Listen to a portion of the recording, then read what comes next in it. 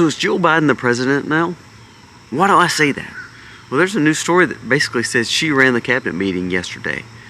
We need to talk a little bit more in detail about that, because who is actually running our country?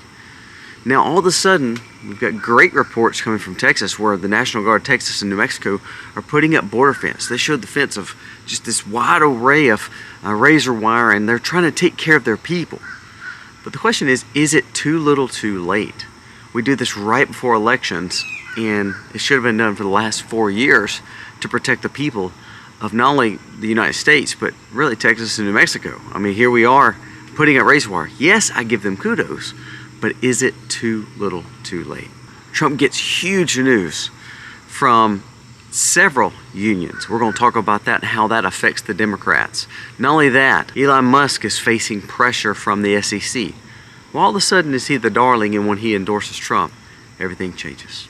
Let's talk about these stories today and a few more, and let's talk about the importance of taking care of our family in this crazy world. Let's dive in.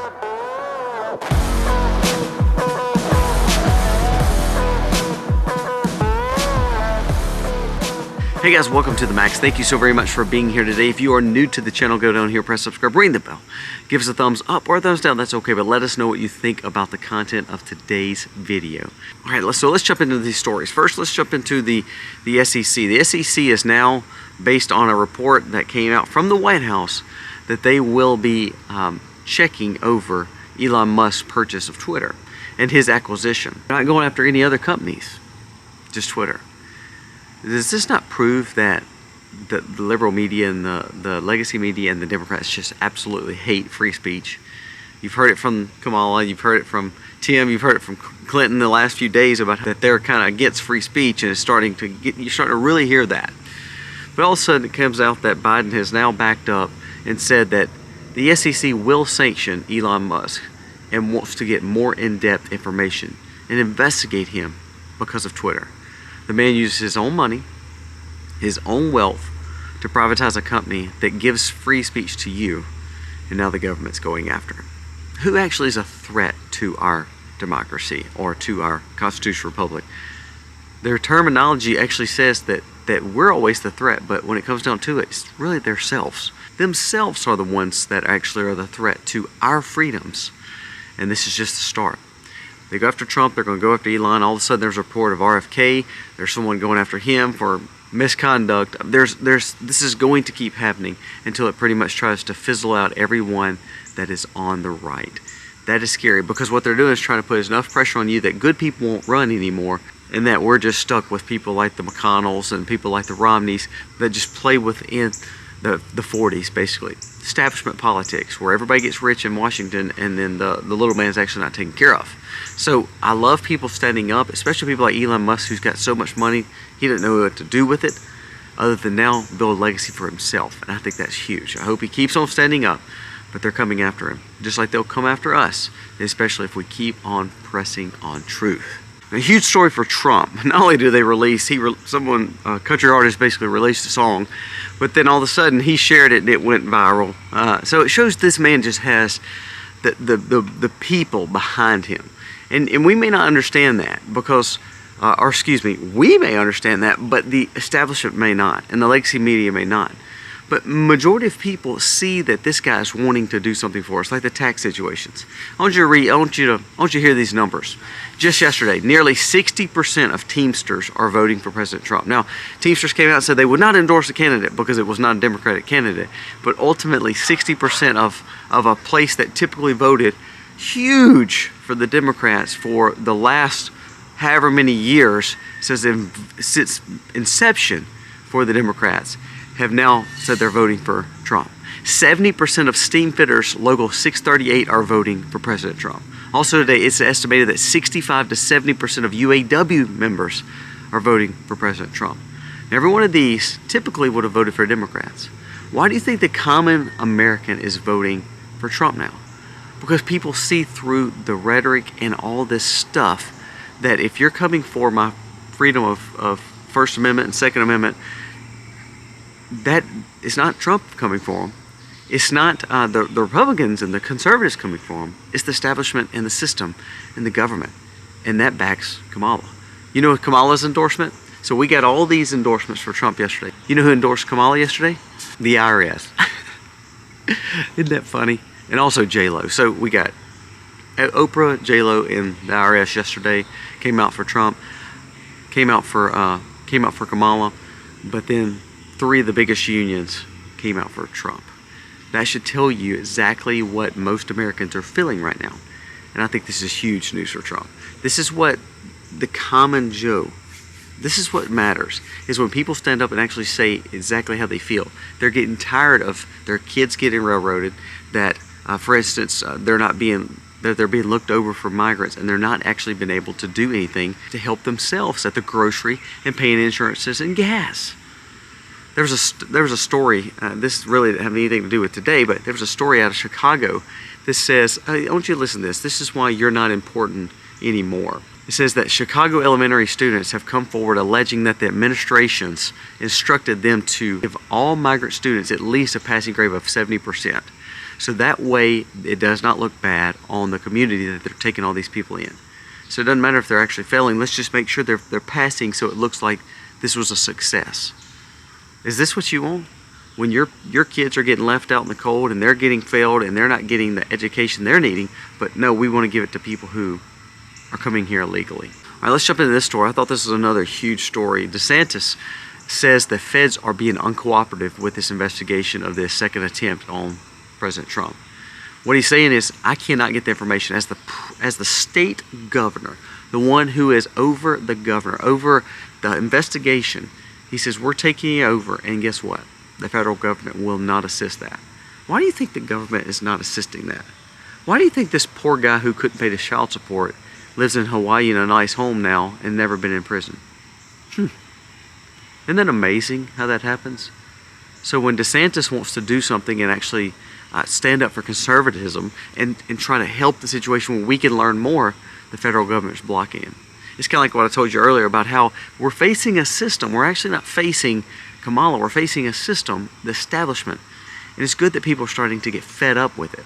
And I love the fact that DeSantis is pushing on. I hope he keeps on pressing to a point where we get the truth.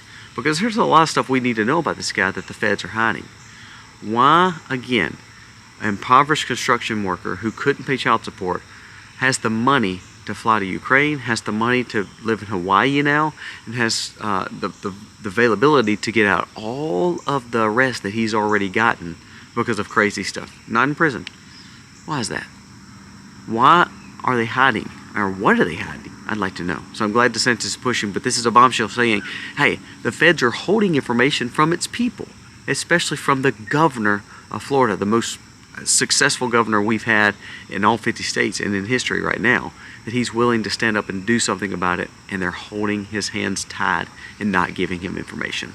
2 more stories I want to jump into. The first one, Jill Biden assists her husband in the first cabinet meeting of the year. Now, do you see it's September. Now, on my watch that I don't have on my hand, I know it's September, but I don't think Biden did. This is his first cabinet meeting of the year on September 20th. The first cabinet meeting of the year. And what he did is he was very, very, very exhausted. Go back and watch it. If you can go back and stomach his talk, he struggles with his word, and then he turns it over to Jill. And he said, Jill, have at it, kid. Just complete dementia-ridden. And all of a sudden, Jill is sitting at the head of the table and is handling a cabinet meeting. So who actually is president right now? We have Kamala out doing her thing. We have Joe, who's on vacation half the time, and when he's home, he can't even focus. Did you see the other day where he was at a meeting and he got disgruntled with the news media from overseas to a point where it's like, you shut your mouth, I'll talk to you when I want to. And this man is leading our country. Are we sure that we want him leading us into the problems with Russia, Ukraine, or Israel and Hezbollah? Come on. So Jill's taking over. So the question would be, who actually is running America? And rumors suggest that Jill Biden did not want her husband to drop out. Said that because her son was going through this tax case sentencing and it had not yet been set. Said in September, a federal judge scheduled the sentencing for Biden left office, leading Republicans to believe that he may pardon his son or commute the sentence. So again, just kind of a power struggle at D.C. Who actually is in charge? So there's a story where you know, we are seeing some encouragement where now there's a border fence and basically chain razor walls going up on the Texas-New Mexico border. I have mixed feelings about this. Not because I don't think they should do it. I believe they should have done it 3 years ago, 4 years ago. What's happening is now people are realizing how bad the problem is, even in New Mexico, that tends to not ever vote for a Republican. They're starting to realize this is a problem. Now, is it too little too late? So a lot of conservatives are, man, they're like so happy, they're clapping and cheerleading, and that's all good. But this is what government does. They step in when the problem's already here. What are you going to do with the 20 million that's already here? You're stopping the flow, great. But you stopped it in 2 spots. What about California? What about Arizona? What about other parts in Texas? They're just putting up New Mexico and a little piece of Texas again. So again, we're going to the same problem with government trying to quote unquote fix something, and it actually doesn't work. Yes, this is encouraging to see. I hope that we can see more of it. But if we just close this part, what's it going to do is open up the California part a little bit more? What's it going to do with the 20 million here that we've not even decided what to do with? What you're going to see, and I might be wrong, bookmark this though, you're going to see the Democrats push for, well, let's lock the border, secure the border. That's what we got to do. But then they're going to look for granting citizenship, granting voters. And that's what they're actually doing in most of these cities now. So what are we actually doing on the border when we're still screwing up our cities and towns and our states, allowing them to vote and allowing the 20 million that's already here to stay here? So to me, it's a little too late. You can say all this wall and you can say this is a good conservative win. I think it's absolutely not. I believe that we have blown it and we're just trying to make it look like we're doing something. But ultimately, like Abbott in Texas and Cornyn in Texas and some of these people right on the border, it's like, are you really concerned about your people when you allowed it to happen for 20 million people, allow terrorists to come in, allow 4 years of open border to then start closing it down? I struggle with that, I'll be honest with you. So you may not like that opinion, and don't get me wrong, I love to see it happening. It's just 4 years too late. So what's your thoughts? I want to know your thoughts on the situation. Comment below, tell me. Now, I hope all these stories open your eyes. We don't have a leader in the White House. His wife is. I don't think there's anything in the Constitution about that. I love seeing the border battle, but it should have happened 4 years ago. And what are we going to do with the ones that's already here? We're already seeing the fact that they're swaying, even education is swaying test results for immigrants to make them look better than the people that's in America. And blocking DeSantis, that's a big deal. Pay attention to these stories. Trump's got some great support, but if we have an extra 2 or 3 or 4 million people voting because cities allowed them to vote that's not even legally here and they're not citizens, will true Americans be able to handle and help get Trump over the finish line when all of a sudden we have all these people voting that shouldn't be voting? Guys, let me know your thoughts. Again, remember to subscribe to our channel. Our goal is to always talk about things that matter to you that sometimes do not get mentioned. Elon Musk, RFK, when the more they come out for Trump, the more they're going to be persecuted. I hope these guys will stand up and actually be leaders and keep doing what they're doing. Yes, thank you for watching. God bless. Be free.